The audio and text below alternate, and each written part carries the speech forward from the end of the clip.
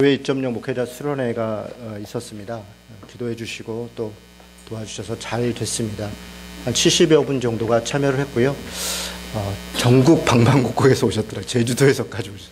통영, 대구, 대전, 춘천 뭐 이런 데서도 다 오셔서 좋은 수련회를 했습니다. 건강한 작은 교회를 꿈꾼다는 게 참 무모한 내용이라 생각이 되는데 어떤 그날 오신 목사님이 설교 담당했던 목사님이 그런 얘기를 하시더라고요. 이 자리에 오신 것은 다리를 끊고 오는 심정으로 오는 것이다. 이렇게 돌아갈 길을 끊고 설교하신 그 목사님도 소위 요즘 뜬 목사신데 본질이 이긴다라는 책의 저자인데요. 책 한 권으로 떴죠. 그래서 여기저기 다니죠. 최근에 그분은 침례교수인데 침례교회는 이렇게 교회들이 다 작으니까 한두 사람이 이렇게 주목을 받게 되면 여기저기서 이제 요청이 많습니다. 제일 이제 많은 게 청빙이죠. 작은 교회 목사가 뜨니까 교단 내에서도 그렇고 여기저기서 이제 초빙이 오는 거죠. 미국은 바프티스트가 이 침례교가 굉장히 큽니다. 제일 큽니다. 아주 큰 교회에서 청빙이 온 거죠. 그래서 2.0 목회자 운동에서 강사로 오라 그러니까 갈까 말까 순간 고민했답니다. 내가 여기를 가면 청빙에 못 갈 텐데 이런 막 건강한 작은 교회의 꿈 이런 주제로 수련회를 하는 곳에 가서 그 얘기를 하고 못 가는 거죠. 그래서 자기도 다리를 끊는 심정으로 여기를 왔습니다. 그러면서 얘기를 하더라고요. 그러면서 뭐 저를 비롯해 몇 사람들한테 절대로 속지 마라 뭐 이러면서 잘못된 길을 참 그런 마음으로 수련회를 오는 목회자들이 있다는 게 저는 여전히 희망이 있다 이런 생각이 들고요. 큰 교회에서 부르면 그게 하나님의 뜻이다 이렇게 생각해서 그냥 가는 게 아니라 그게 내가 죽을 길일 수도 있다. 내 자리를 지키는 게 은혜다. 이렇게 살아가는 목회자들이 있다는 게 참 감사했습니다. 한 가지만 더 말씀드리겠습니다. 아시안게임팀 오늘 오후에 준비팀 사랑방문이 끝나고 하는데요. 저희가 아시안게임팀 준비하는 거는 이런 겁니다. 그러니까 아시안게임에 올 9월에 우리 인천에서 아시안게임을 하는데 거기에 참여하는 나라들 중에서 한 나라를 정하려고 합니다. 뭐 가급적이면 조금 어려움이 있거나 혹은 우리가 좀 도움이 필요한 그런 나라겠죠. 그 나라를 한 나라를 정해서 들어올 때부터 나갈 때까지 그 팀만 응원하는 겁니다. 우리 교회 성도들이 아이들까지 다 쫓아다니면서 공항에 들어올 때부터 그분들 언어로 축하도 하고 그분들이 하는 경기에 가서 응원도 하고 또 할 수 있으면 좀 접촉해서 우리가 좀 초대해서 식사도 좀 대접할 수 있으면 좋겠고요. 그렇게 해서 환대해서 보내는 겁니다. 그러니까 한 나라 뭐 다 책임질 수는 없으니까 그게 이번에 우리 교회가 인천에서 우리 지역 교회 우리가 지역에 있는 인천에서 하는 아시안 게임에 교회가 참여하는 것입니다. 그래서 혹시 그 일에 좀 이렇게 같이 물론 전 교인이 다 참여하게 될 겁니다. 기획하고 또 함께 이렇게 아이디어를 모으고 또 실제 실무적으로 돕고 할 수 있는 분들은 오늘 회의에 같이 참여해 주시면 좋겠습니다. 누구라도 같이 와서 아이디어를 좀 모으고 그렇게 도와주시면 아주 힘이 될 것 같습니다. 오늘 말씀을 나누도록 하겠습니다. 지난 주간에 참 슬픈 소식들이 많았습니다. 부산 외국어대 학생들이 신입생 환영회를 가서 뭐 끔찍한 참사가 있었습니다. 수련회 기간 동안에 그 소식을 듣고 참 마음이 먹먹했습니다. 아이들이 얼마나 이 꿈과 희망을 갖고 그 학교에 갔겠습니까? 그런데 뭐 이런저런 이유로 죽음을 당한 것이죠. 그 부모들의 오열하는 모습을 보면서 참 남의 일 같지 않았습니다. 정말 가슴이 아팠습니다. 이집트에서 테러가 있었습니다. 진천중앙교회 성도들이 성지순례를 갔다가 또 여러분들이 돌아가셨습니다. 그 중에 김진규 목사라는 분이 있었습니다. 그분은 가이드였습니다. 제진수라는 분과 두 분은 가이드였습니다. 김진규 목사는 우리 2.0 수련회에 강사로 온 김관성 목사의 후배입니다. 그 김진규 목사의 집이 삼형제인데 다 셋 다 목사랍니다. 그 둘째가 침례교 목사인데 그 김관성 목사랑 동기인 것 같습니다. 김진규 목사는 우리 안세령 목사님과 백석 동기라 그러시더라고요. 나이가 얼마 안 됐죠. 36살. 선교를 나가기 위해서 이런저런 준비를 했고요. 가이드가 직업이 아닙니다. 이번에 진천중앙교회가 가는데 마지막으로 꼭 한 분만 부탁해 한 2번 거절했답니다. 그 선교 준비하고 3월인가 4월부터 선교를 이제 나가기로 준비되어 있기 때문에 거절을 했는데 다시 이렇게 부탁하고 회사에서도 부탁하고 교회에서도 부탁해서 나갔습니다. 그런데 테러가 있었고 뭐 우리가 보도에서 보다시피 가이드 2사람이 앞에서 막아서서 뒤에 있는 분들이 그래도 많이 살아났다고 김준규 목사의 가족들이 이렇게 올린 페이스북이나 글들을 보니까 시체를 알아볼 수 없을 정도로 파편을 앞에서 맞았으니까 형체가 없이 그렇게 돌아가셨습니다. 딸이 1명 있고요. 그 가족들이 슬픔이 많이 컸습니다. 부산 외대 학생들의 죽음도 그렇고 이집트 테러의 이 아픔도 그렇고 참 어이없고 안타까운 죽음들입니다. 뭐 계산했고 준비했고 그런 죽음이 아닙니다. 아팠다가 죽은 것도 아니고 정말 우리가 언어로 뭐 설명하기 어려운 그런 죽음들이 일어난 것입니다. 저는 어저께 또 한 분의 장례식을 소식을 듣고 장례식을 다녀왔습니다. 예영 커뮤니케이션이라고 예영 출판사라는 곳이 있습니다. 거기에 김승태 장로 사장이시죠. 그분이 어제 아침에 기독교 학문연구소에 조찬 모임을 가다가 집 앞에서 마주오는 트럭과 정면 충돌을 당했습니다. 그리고 즉사했습니다. 아침에 그 소식을 듣고 만사를 제쳐놓고 다녀왔습니다. 제가 새벽잇이라는 그 기독 대학생 신문을 99년도에 만들었었습니다. 한 3년 반을. 그때 이제 뭐 열혈 청년이었죠. 30살 나이였고요. 지금보다 훨씬 푸릇푸릇했습니다. 돈 10만 원을 들고 신문을 만들어야겠다 이렇게 계획을 세웠고요. 그리고 저는 신문을 만들려면 어떻게 해야 되나 주위에 물어보니까 돈이 있어야 된다. 돈은 어떻게 생기냐 그러니까 광고를 따야 된다. 아 그렇구나. 광고를 어떻게 받아야 되나 이제 이렇게 하니까 누가 한 분이 김승태 사장을 만나봐라. 예영 출판사의 사장인데 마음이 넓다더라. 그래서 제가 계획서를 들고 찾아갔습니다. 초면이죠. 뭐 가서 이런 신문을 만들려고 그럽니다. 그랬더니 그분이 나오지도 않은 신문을 가지고 그리고 얘기만 듣고는 바로 계약서 만들어서 1년치를 계약을 해줬습니다. 그리고 선입금 해준다고 돈을 주셨습니다. 그 돈을 가지고 신문을 만들었습니다. 그게 처음에 신문을 만들었을 때 도움을 받았던 겁니다. 그 이후에도 뭐 이런저런 있을 때 찾아뵈면 항상 이렇게 얘기합니다. 그분은 사실은 제가 하고 있는 어떤 일들에 별로 동의를 못 하십니다. 저보다 더 훨씬 보수적이시고요. 큰 교회 장로시고 제가 하고 있는 일들은 그렇게까지 과격하게 해야 되냐 뭐 이런 이제 염려를 하십니다. 그런데 한마디 하시는 건 꼭 이렇게 얘기합니다. 청춘의 도전이 부럽다.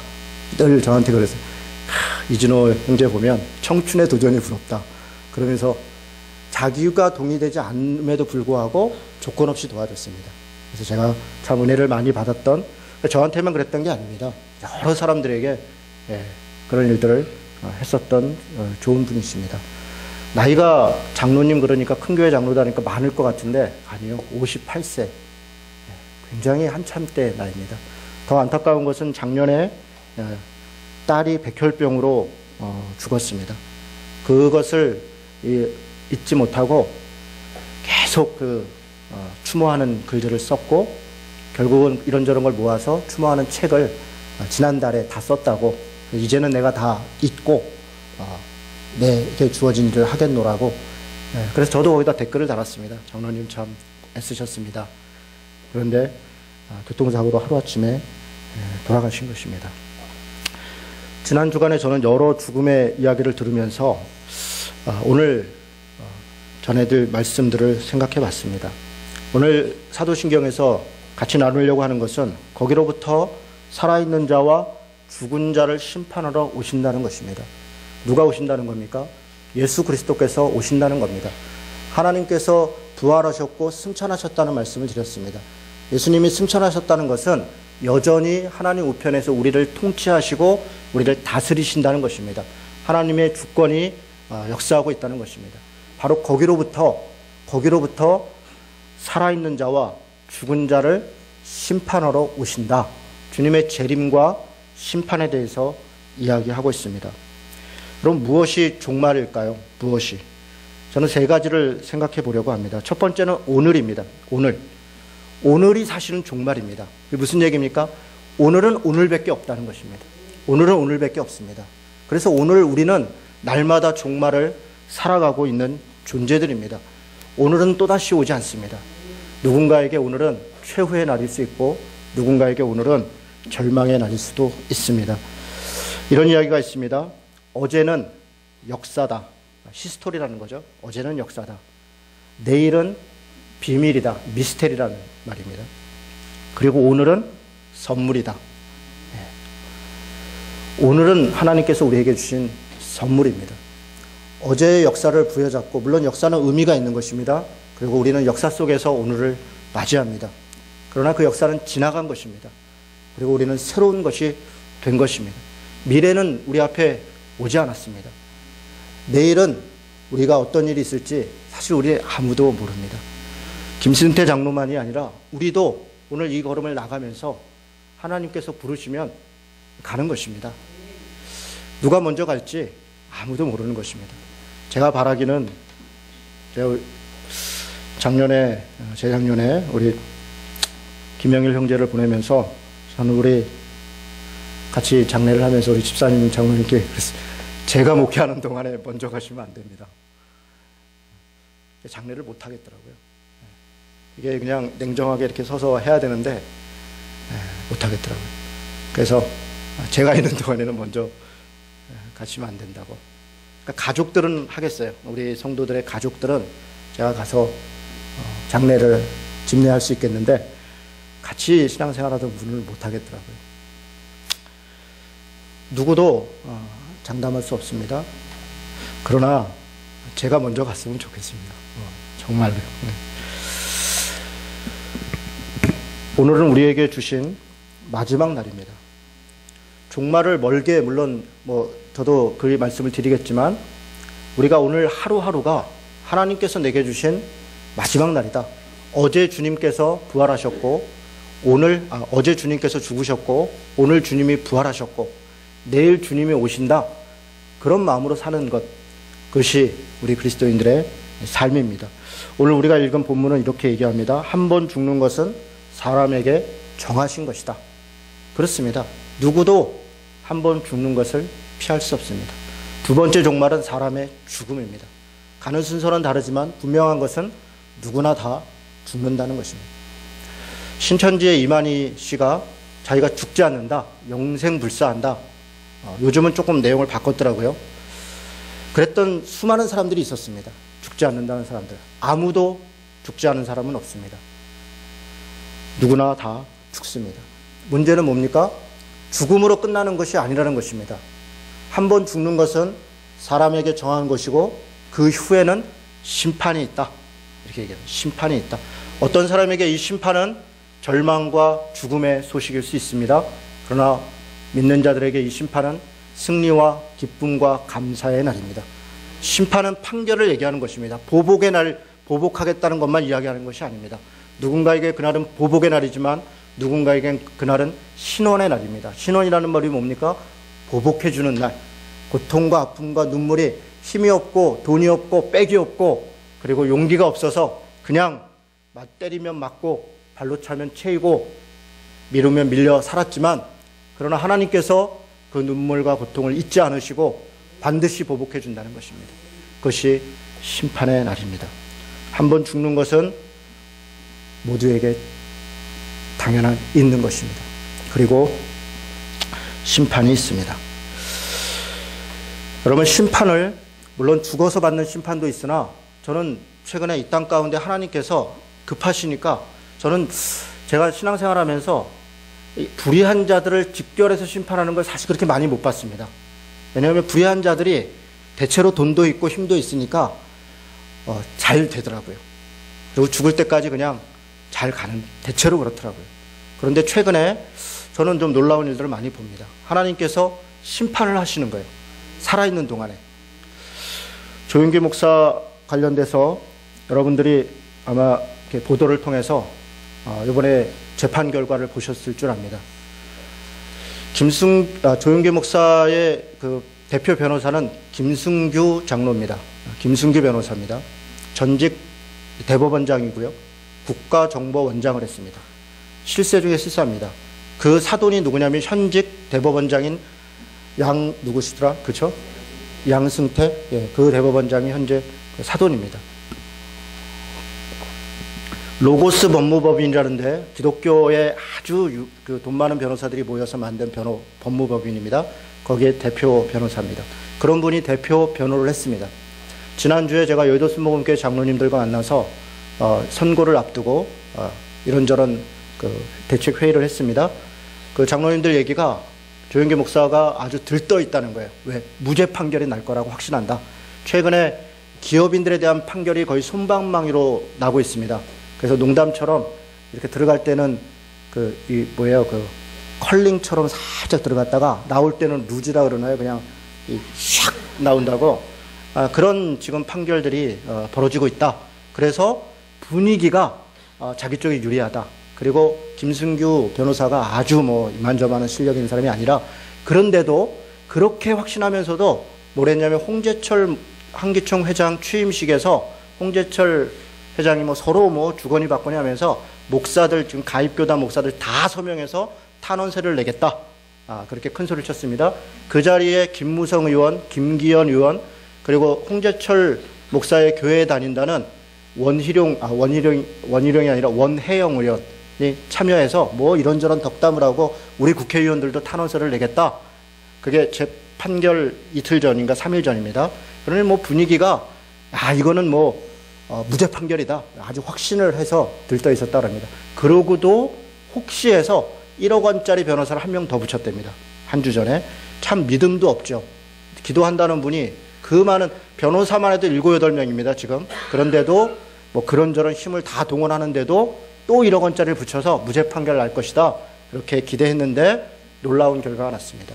징역 3년, 집행유예 5년, 추징금 50억, 아들 조희준 씨는 법정 구속 3년 떨어졌습니다. 여러분, 제가 그것과 관련해서 몇 군데 인터뷰를 하면서 사실은 말도 안 되는 형량입니다. 그 사람들이 횡령했고 그리고 포탈했고 이런 돈이 수백억 단위입니다. 그런데 기껏 3년, 5년 집행유예, 우리 같은 사람들이요 돈 몇만 원만 횡령했어도 우리는 바로 구속입니다. 그렇지 않습니까? 그런데 이거에 기여하고 저거에 기여하고 이래가면서 그 아들도 일전에 죄들이 많이 있었어요. 지금 현재 집행유예 중이었기 때문에 그냥 법정 구속된 겁니다. 말도 안 되는 일이 벌어졌으나 그러나 이것도 자기들은 받지 않을 거라고 자신했다는 겁니다. 그런데 심판이 떨어졌습니다. 저는 살아있는 동안 그렇게 힘 있는 사람들이 뭔가 어쨌든 판결을 받는 거를 참 별로 본 적이 없는 것 같아요. 제가 그 소식을 수련회 기간 동안에 듣고 다녀와서 하나님께서 일하시는구나. 그만큼 급한 겁니다. 지금 한국교회가 급합니다. 이게 빨리 정리되지 않으면 도대체 길이 안 보이는 이 상황 가운데 있다는 것입니다. 한 번 죽는 건 사람에게 정하신 것이고 그 후에는 심판이 있는데 그 심판이 죽어서만 있는 심판이 아니라는 것을 우리가 또한 알아야 됩니다. 이 땅을 살아가면서 우리가 다른 사람 가슴에 대못질하고 다른 사람의 것을 횡령하고 또 하나님의 교회의 거룩함을 땅바닥에 떨어뜨리고 하면 지금 시대에 하나님께서 심판하시는 것을 우리가 보게 되는 것입니다. 우리가 그런 심정으로 하나님 앞에 서야 된다.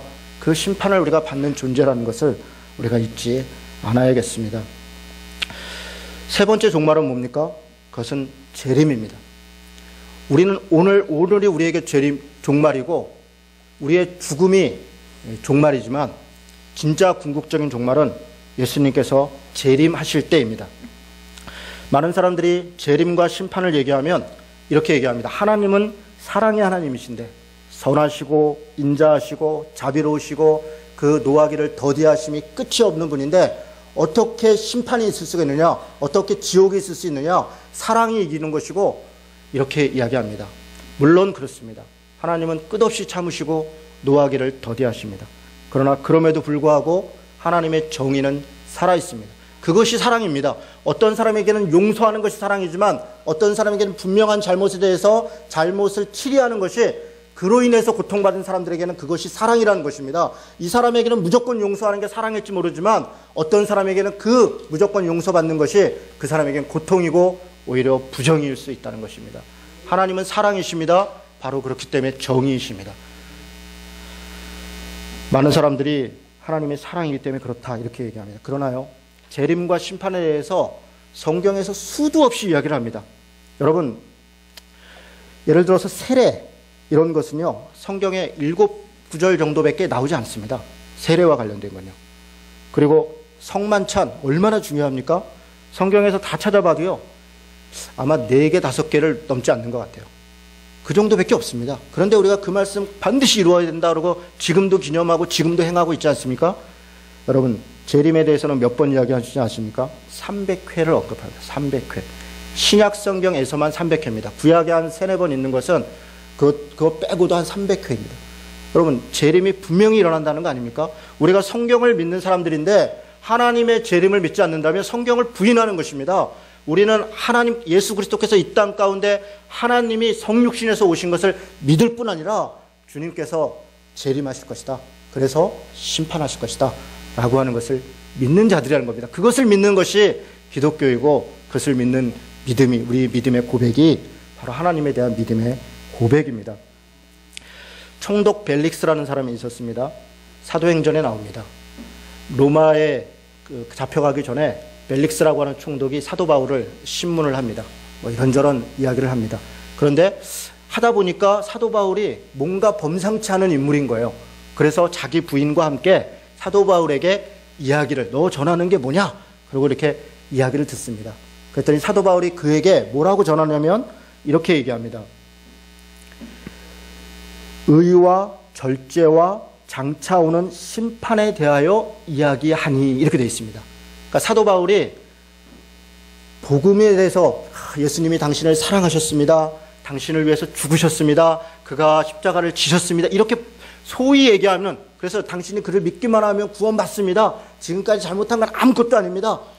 총독이 얼마나 힘이 있습니까? 지금 자기의 생사 여탈권을 붙잡고 있는 사람입니다. 그래서 그 사람 한마디에 지금 로마로 압송될 수도 있고 사실은 거기서 사용될 수도 있는 것입니다. 그런 사람 앞에서 그가 말을 듣겠다고 할 때 조금 아부성 발언 할 수 있는 거 아닙니까? 듣기 좋은 얘기 하는 거 아닙니까? 그리고 틀린 얘기도 아니지 않습니까? 복음이라는 게 그런 거 아닙니까? 예수님께서 당신을 위해서 죽으셨다. 그래서 믿기만 하면 구원받는다. 이런저런 얘기를 할 수 있겠습니다. 그런 얘기를 하지 않습니다.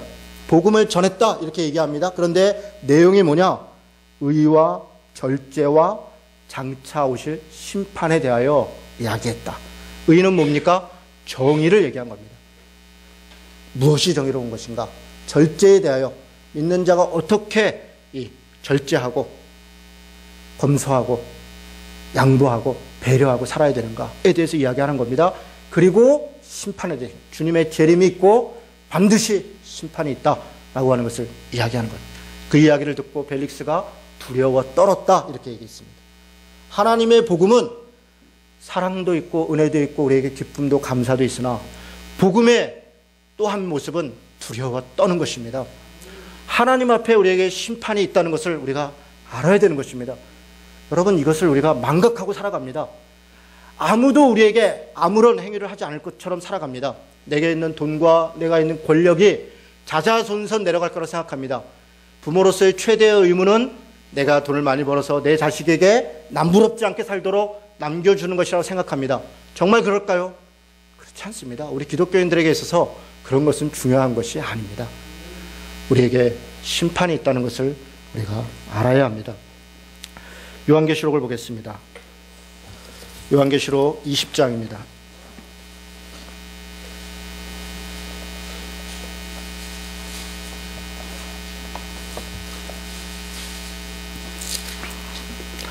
요한계시록 20장 11절부터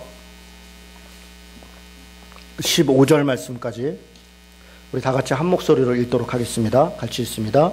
또 내가 크고 흰 보좌와 그 위에 앉으신 이를 보니 땅과 하늘이 그 앞에 피하여 간데 없더라. 또 내가 보니 죽은 자들이 큰 자나 작은 자나 그 보좌 앞에 서 있는데 책들이 펴 있고 또 다른 책에 펴졌으니 곧 생명책이라. 죽은 자들이 자기 행위를 따라 책들에 기록된 대로 심판을 받으니 바다가 그 가운데에서 죽은 자들을 내주고 또 사망과 음부도 그 가운데서 죽은 자들을 내주매 각 사람이 자기 행위대로 심판을 받고 이것은 둘째 사망 곧 불못이라. 누구든지 생명책에 기록되지 못한 자는 불못에 던져지리라. 아멘. 그렇습니다. 여러분, 마지막 심판이 있다는 것입니다. 자기의 행위대로 심판을 받는다는 것입니다. 흰 옷을 입지 않으면 구원받지 못한다 얘기했습니다. 요한계시록은 흰 옷을 두 가지로 얘기합니다. 첫째는 어린 양의 피다 이렇게 얘기합니다. 우리의 더러운 옷을 어떻게 희게 할 것인가? 어린 양의 피로 희게 할 것이다 이렇게 얘기합니다. 그러나 거기서 그치는 것이 아닙니다. 요한계시록에서 흰 옷을 얘기할 때는 자신의 의로운 옷을 얘기합니다. 의로운 옷, 하나님 앞에 견디고 참고 불의에 타협하지 않고 선을 행하려고 했을 때 그래서 주어지는 의로운 옷을 얘기합니다. 여러분, 주님께서 우리에게 우리의 과거의 모든 죄를 용서하셨습니다. 어린 양의 피로 우리를 하얗게 씻기셨습니다. 흰옷을 주셨습니다. 그런데 우리는 여전히 이 흰옷에다가 검댕이를 묻히고 모를 묻히고 그러면서도 여전히 주님이 우리의 피를 씻겨주실 것이다라고 생각한다면 여러분, 그것은 착각일 수 있습니다. 하나님은 우리의 죄를 사하셨습니다. 우리는 이제 하나님 앞에 견디고 참고 믿음으로 이기며 하나님의 뒤를 따라가야 되는 것입니다. 그 행위로 그를 심판할 것이다 분명히 언급하고 있는 것입니다. 이 심판은 어떤 자들에게는 불못에 던져지는 것이지만 어떤 자들에게는 영원한 하나님 나라에 들어가는 것입니다. 천국은 이렇게 설명하고 있습니다. 4절 21장입니다. 21장 4절부터 보겠습니다. 모든 눈물을 그 눈에서 닦아주리니 다시는 사망이 없고 애통하는 것이나 곡하는 것이나 아픈 것이 다시 있지 아니하리니 처음 것들이 다 지나갔습니다. 아멘. 처음 것이 지나갔습니다. 이런저런 설명할 수 있겠습니다. 우리 육신의 몸이 처음 것입니다. 이것이 지나간 것입니다. 우리는 새로운 몸으로 변화될 것이고 하나님 앞에 설 것입니다. 그것은 눈물이 없고 고통이 없고 이런저런 아픔과 불의함이 없는 곳입니다. 이 땅 가운데 천국 백성으로 살아가지 못하는 자가 혹은 그렇게 살기 위해서 애통하지 않는 자가 자신의 죄악을 날마다 회개하지 않고 하나님 앞에 정말 하나님만이 아니면 구원받지 못한다는 것을 깨닫지 못하는 자가 어떻게 하나님 나라에 들어갈 수 있겠습니까? 하나님의 나라는 이미 이곳에 임한 것입니다. 우리가 죽어서 가는 하나님 나라에만 있는 것이 아니라 우리는 이 땅 가운데 하나님 나라 백성으로 살아가는 것이고 그것을 연습하는 것이고 그것을 훈련하는 것입니다. 우리는 광야 생활 가운데 있는 것입니다. 광야 가운데서 여전히 이집트를 바라보고 그것을 동경하고 살아가는 자는 광야에서 죽는 것입니다. 새로운 세대가 가나안 땅을 건너가는 것입니다. 사랑하는 성도 여러분, 이 땅 가운데 우리가 완벽하게 주님의 길을 살아갈 수는 없으나 그러나 애통하는 마음이 있어야 됩니다. 애통하는 자는 복이 있나니 천국이 저희 것이다 이야기했습니다. 왜 애통합니까? 하나님 앞에 내가 주의 말씀을 따라가지 못하는 것이 애통한 것입니다. 그것을 회개하고 그렇게 쫓아가려고 애쓰고 그런 자들이 하나님의 나라에 들어가는 것입니다. 누가 눈물을 닦음을 받겠습니까? 누가 쉼을 받겠습니까? 이 땅 가운데 눈물을 흘린 자들이, 이 땅 가운데 주님을 위하여 고난을 당한 자들이, 이 땅 가운데 수고한 자들이 쉴 수 있는 것입니다. 눈물을 닦임 받을 수 있는 것입니다. 사랑하는 성도 여러분, 이 말씀에 정말 깊이 묵상하시고 그렇게 해야 됩니다. 우리 이 땅의 삶은 안개와 같은 것입니다. 안개와 같은 것입니다. 잠깐 있다 가는 것입니다. 그것이 우리에게 은혜입니다. 거기로부터 살아있는 자와 죽은 자를 심판하고 오시는 하나님이 있습니다. 종말은 언제 옵니까? 간단하게 얘기하겠습니다. 아무도 모릅니다. 그렇지 않습니까? 그런데 이렇게 저렇게 심지어는 종말의 징조를 보면 종말을 알 수 있다, 그런 말들에도 속임수가 있습니다. 길게 얘기하지 않겠습니다. 아무도 모릅니다. 아무도 모르면 그 다음 어떻게 해야 됩니까? 우리는 주어진 삶을 최선을 다해 사는 것입니다. 그것이 종말을 살아가는 사람들의 자세입니다. 여러분, 말씀을 하나 읽어드리도록 하겠습니다. 마태복음에 보면 이런 말이 있습니다. 밭에서 일하던 사람이 있었습니다. 맷돌질하던 사람이 있었습니다. 잠을 자던 사람이 있었습니다. 마태복음과 누가복음에 있습니다. 주님이 오실 때 한 사람은 데려감을 당하고 한 사람은 남는다 그랬습니다. 잠을 자던 사람, 맷돌을 갈던 사람, 밭에서 일을 하던 사람입니다. 당시 이스라엘의 문화를 보면 이 세 사람은 밭을 가는 사람은 낮에 갑니다. 잠을 자는 사람은 밤에 잡니다. 맷돌은 새벽에 갑니다. 동시적인 이야기입니다. 언제 오실지 모른다는 겁니다. 그럼 어떻게 합니까? 한 사람은 데려감을 당하고 한 사람은 남습니다. 자, 주님이 올 때가 얼마 남지 않았습니다. 초대교회에는 임박한 종말론이 있었습니다. 예수님이 우리 때 올 거라는 그런 확신이 있었습니다. 그래서 이런저런 문제가 있었습니다. 어떤 사람들은 예수님이 금방 올 거니까 일상생활이 무슨 필요가 있냐? 그러면서 다 모여서 자기 것도 바치고 막 열심히 신앙생활에 했습니다. 어떤 사람은 예수님이 금방 올 건데 우리가 뭐 이렇게 거룩하게 살면 뭐하냐? 그 영지주의 때문에 그냥 쾌락과 또 즐거움을 따라 방탕하고 살았습니다. 그렇게 임박한 종말론이 있었습니다. 그런데 주님이 말씀하시는 것은 의외입니다. 금방 오실 것이다. 그러나 오시는데 너희는 어떻게 하냐면 맷돌 갈던 사람은 그냥 맷돌 가르라는 겁니다. 잠자던 사람은 잠 자라는 겁니다. 밭에서 일하는 사람은 밭에서 일을 하라는 겁니다. 한 사람은 데려감을 당하고 한 사람은 남음을 입는 것입니다. 종말을 준비하는 사람의 자세는 종말이 오기 때문에 자기 것을 다 내놓고 정말 주님의 일, 소위 주님의 일, 세상에 주님의 일이 아닌 것이 어디가 있습니까? 세상에 주님의 일이 아닌 곳이 있다 그러면 그것은 사탄의 일들인 것이지 않습니까? 세상 가운데 있는 모든 것들은 다 주님의 일입니다.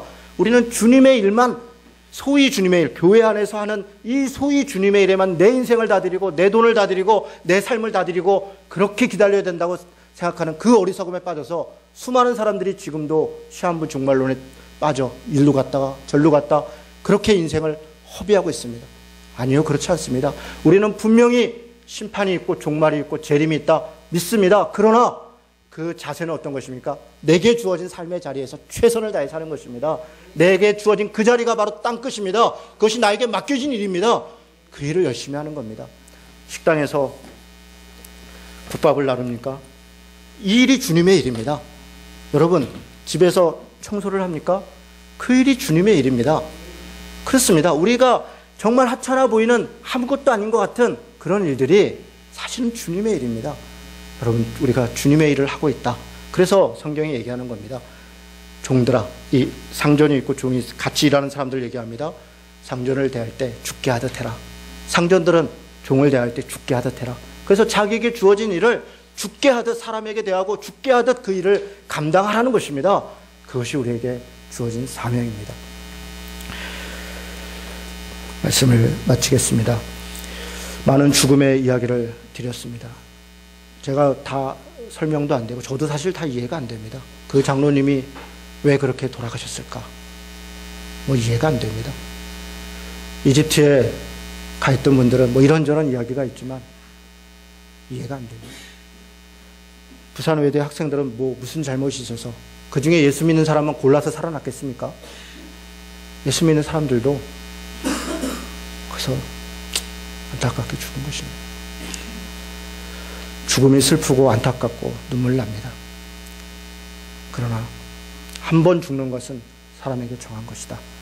죽음은 슬픈 것이지만 우리가 죽음으로 이 땅의 삶만이 다가 아니라는 것을 믿기 때문에 우리가 그로 인해서 서로 격려하고 위로하고 우리도 또한 언제 하나님 앞에 갈지 모르기 때문에 우리가 언제 죽을지 모르고 또 오늘이라고 하는 날이 한정되어 있는 날이고 주님이 혹시 내일이라도 재림할지 모르기 때문에 우리는 그 앞에서 심판을 받는 사람의 삶의 자세로 그렇게 살아가는 것입니다. 영원한 하나님 나라를 바라보고 믿음으로 그렇게 살아가는 성도 되시기를 주님의 이름으로 축원합니다. 아멘. 우리 같이 기도하도록 하겠습니다. 이 시간에 우리 기도할 때 하나님 앞에 우리의